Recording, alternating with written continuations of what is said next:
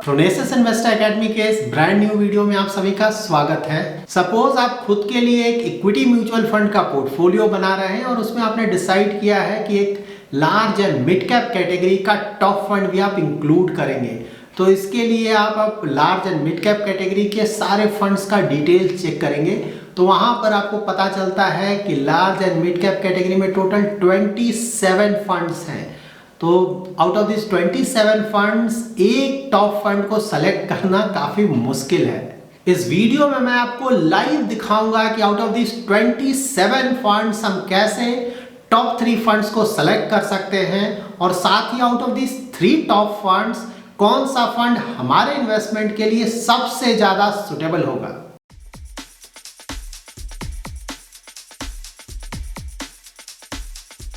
सबसे पहले हम इन 27 फंड्स का डिटेल्स चेक करेंगे, दैट इज इनका पास्ट रिटर्न्स चेक करेंगे across 1 year, 3 year, 5 year and 10 year horizon with respect to its benchmark. यहाँ पर आप उन सारे large and mid cap category के फंड्स का डिटेल्स चेक कर सकते हैं जिन्होंने अभी तक अपना 1 ईयर कंप्लीट कर लिया है।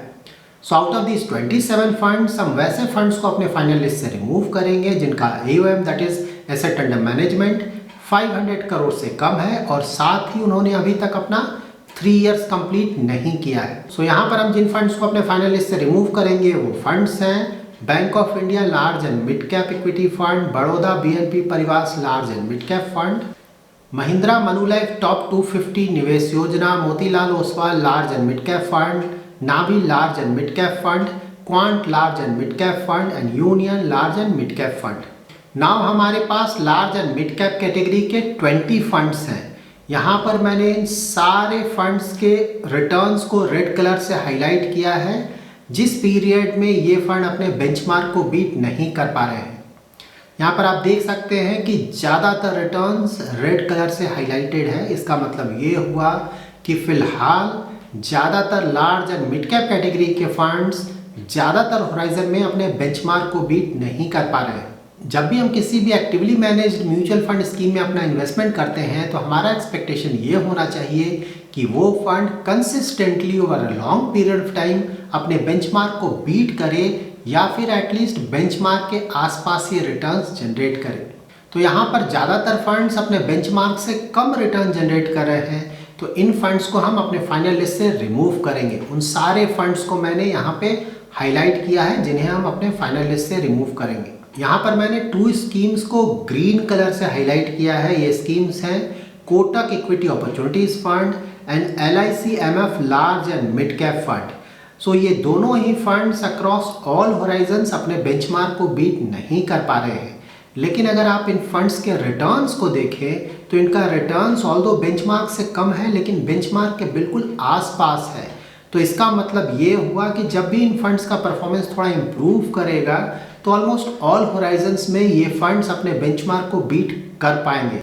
सो ऑल्दो मैं इन दोनों ही फंड्स को अपने फाइनल लिस्ट से रिमूव कर रहा हूँ क्योंकि ये दोनों फंड्स अपने बेंचमार्क को बीट नहीं कर पा रहे हैं, लेकिन परफॉर्मेंस वाइज ये दोनों फंड्स बुरे फंड नहीं हैं। So now we have got our top 6 large and mid cap fund. Performance wise ये ऑल 6 फंड्स अच्छे फंड्स हैं। यहाँ पर अगर आप इन 6 फंड्स का रिलेटिव परफॉर्मेंस देखें तो Axis growth opportunities fund, Canara Robeco emerging equities fund and Mirae asset emerging blue chip fund का परफॉर्मेंस रिलेटिवली बेटर है।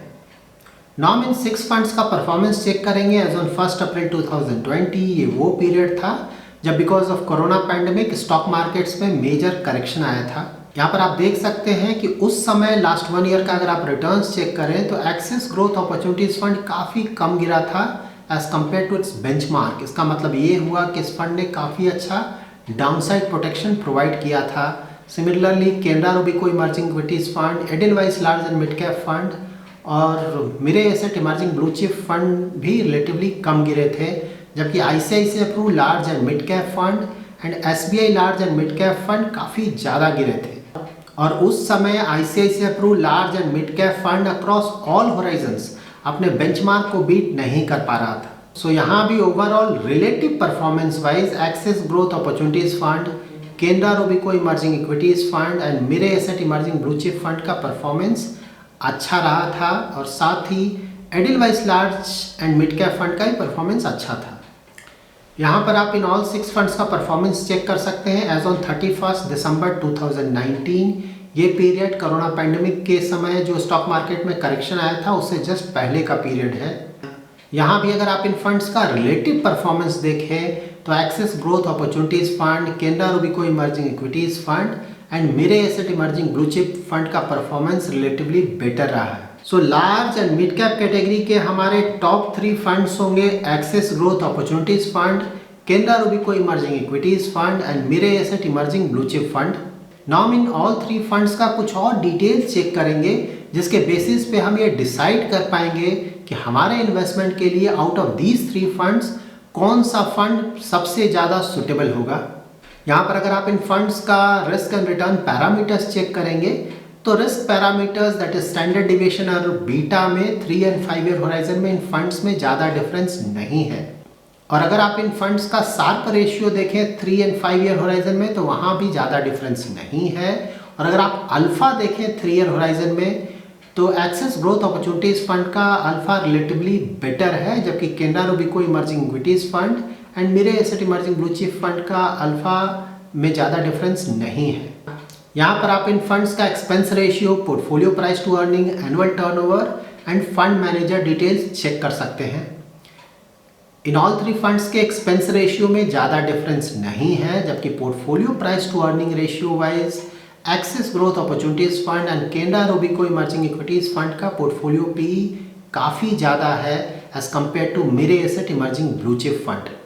ज़्यादा portfolio price to earning ratio का मतलब ये हुआ कि ये दोनों फंड्स अपना ज़्यादातर investment very high growth companies में करते हैं जिनका पी रेशियो काफ़ी ज़्यादा होता है, जबकि Mirae asset emerging blue chip fund का करेंटली पी रेशियो रिलेटिवली कम है। इसका मतलब ये हुआ कि ये फंड कुछ ऐसे स्टॉक्स में भी अपना इन्वेस्टमेंट कर रहा है जिसे आप वैल्यू स्टॉक्स बोल सकते हैं, जिसका price to earning ratio relatively कम होता है।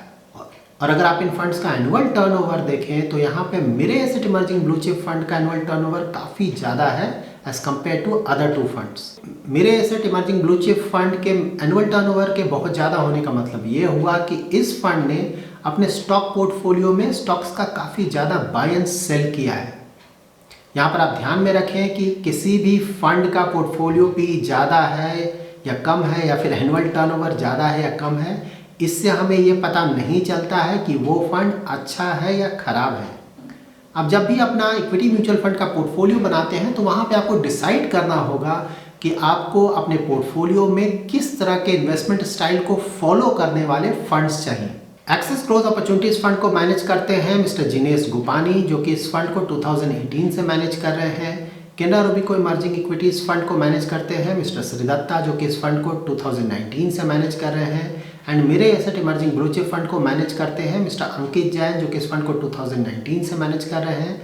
एंड मिस्टर नीलेश सुराना, जो कि इस फंड को 2010 से मैनेज कर रहे हैं। यहाँ पर आप इन ऑल 3 फंड्स का मार्केट कैप एलोकेशन चेक कर सकते हैं। अगर आप इन 3 फंड्स का मिड कैप में एलोकेशन देखें तो मिड कैप स्टॉक्स में इनका एलोकेशन लगभग बराबर है, अबाउट 35 to 36% का। लेकिन अगर आप लार्ज कैप स्टॉक्स में इनका एलोकेशन देखें तो एक्सिस ग्रोथ अपॉर्चुनिटीज फंड का लार्ज कैप में एलोकेशन रिलेटिवली कम है एट 37.58%। और इसका बड़ा रीज़न ये भी है कि एक्सिस ग्रोथ अपॉर्चुनिटीज फंड अपने टोटल एसेट का अबाउट 17% अभी भी फॉरेन इक्विटीज़ में इन्वेस्ट कर रहा है, जबकि Canara Robeco emerging equities fund and Mirae asset emerging blue chip fund ने इंडियन लार्ज कैप स्टॉक्स में काफ़ी बड़ा एक्सपोजर लिया है। और अगर आप स्मॉल कैप स्टॉक्स में एक्सपोजर देखें तो Axis growth opportunities fund and Mirae asset emerging blue chip fund ने रिलेटिवली ज़्यादा एक्सपोजर लिया है स्मॉल कैप स्टॉक्स में। यहाँ पर आप इन 3 फंड्स का सेक्टर एलोकेशन चेक कर सकते हैं। एक्सिस ग्रोथ अपॉर्चुनिटीज फंड ने जिन सेक्टर्स में अपना मेजर एलोकेशन लिया है वो सेक्टर्स हैं financial services, tech, chemicals and health care. Canara Robeco emerging equities fund ने जिन सेक्टर्स में अपना मेजर एलोकेशन लिया है वो सेक्टर्स हैं financial, automobile, tech, health care and services. जबकि Mirae asset emerging blue chip fund ने जिन सेक्टर्स में अपना मेजर एलोकेशन लिया है वो सेक्टर्स हैं financial, health care, automobile, tech and energy. यहाँ पर आप इन ऑल 3 फंड्स का स्टॉक पोर्टफोलियो चेक कर सकते हैं। एक्सिस ग्रोथ अपॉर्चुनिटीज फंड के कुछ टॉप होल्डिंग्स हैं Bajaj Finance, PI Industries, Tata Elxsi, Avenue Supermarts and Torrent Power. Canara Robeco emerging equities Fund के कुछ टॉप होल्डिंग्स हैं ICICI Bank, HDFC Bank, Infosys, Reliance Industries and SBI। और Mirae Asset emerging blue chip fund के कुछ top holdings हैं ICICI Bank, HDFC Bank, Axis Bank, Infosys and SBI। यहाँ पर आप देख सकते हैं कि Canara Robeco emerging equities fund and Mirae Asset emerging blue chip fund के जो टॉप होल्डिंग्स हैं उसमें काफ़ी सिमिलैरिटी है, जबकि एक्सिस ग्रोथ अपॉर्चुनिटीज फंड के जो टॉप होल्डिंग्स हैं वो बिल्कुल अलग हैं। यहाँ पर एक्सिस ग्रोथ अपॉर्चुनिटीज फंड का आप अगर स्टॉक पोर्टफोलियो देखें तो इस फंड ने ऑल्दो अपने टोटल एसेट का अबाउट 17% फॉरेन इक्विटीज़ में इन्वेस्ट किया है, लेकिन इनका टॉप 15 होल्डिंग में आपको एक भी फॉरेन इक्विटी नहीं मिलेगा। इसका रीज़न ये है कि इस फंड ने इन फॉरेन इक्विटीज़ में जो एक्सपोजर लिया है वो पर सिक्योरिटी काफ़ी कम लिया है। सो ऑल्दो 17% का एक्सपोजर है, लेकिन इस 17% के लिए इन्होंने काफ़ी ज़्यादा फॉरेन इक्विटी के स्टॉक्स में अपना इन्वेस्टमेंट किया है। तो ओवरऑल इनका जो एक्सपोजर है वो ओवर डाइवर्सिफाइड है इन फॉरेन इक्विटीज।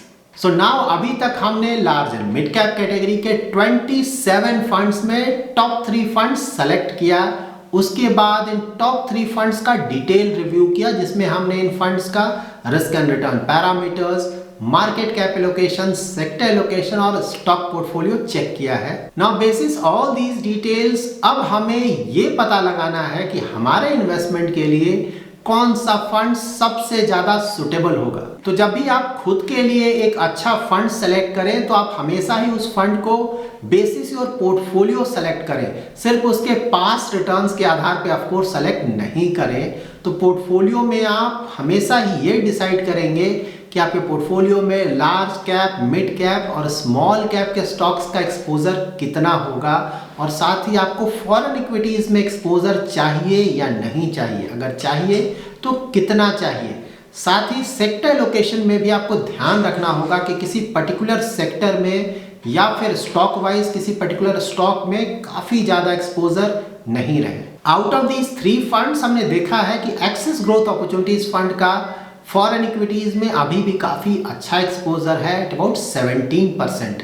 तो अगर आपको एक ऐसा large and mid cap category का फंड चाहिए जहां से आपको फॉरेन इक्विटीज में भी एक्सपोजर मिले और साथ ही इंडियन इक्विटीज में भी उस फंड का लार्ज कैप, मिड कैप और स्मॉल कैप में अच्छा एक्सपोजर हो, तो आप एक्सिस ग्रोथ अपॉर्चुनिटीज फंड को कंसिडर कर सकते हैं। और अगर आपको large and mid cap category का एक ऐसा फंड चाहिए जहां से आपको लार्ज कैप और मिड कैप स्टॉक्स में अच्छा एक्सपोजर मिले और स्मॉल कैप स्टॉक्स में ज़्यादा एक्सपोजर ना मिले, इन दैट केस आपके लिए Canara Robeco emerging equities fund एक अच्छा ऑप्शन हो सकता है। और अगर आपको large and mid cap category का एक ऐसा फंड चाहिए जिससे आपको large and mid cap stocks में काफ़ी अच्छा एक्सपोजर मिले और साथ ही स्मॉल कैप स्टॉक्स में भी कुछ एक्सपोजर मिले, तो उसके लिए आप mirror Asset emerging blue chip fund को कंसिडर कर सकते हैं।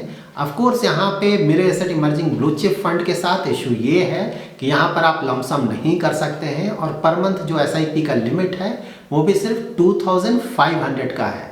तो अगर आपका इन्वेस्टमेंट अमाउंट ज़्यादा है इससे, तो ऑफ कोर्स आप Canara Robeco emerging equities fund या फिर एक्सिस ग्रोथ अपॉर्चुनिटीज फंड, इन दोनों में से कोई एक फंड सेलेक्ट कर सकते हैं basis your portfolio allocation, your risk profile और your investment horizon. So that's it in this video. अगर आपको ये वीडियो पसंद आया है तो जरूर लाइक एंड शेयर करें, और अगर अभी तक आपने हमारा YouTube चैनल सब्सक्राइब नहीं किया है तो जरूर सब्सक्राइब करें। Thanks a lot for watching.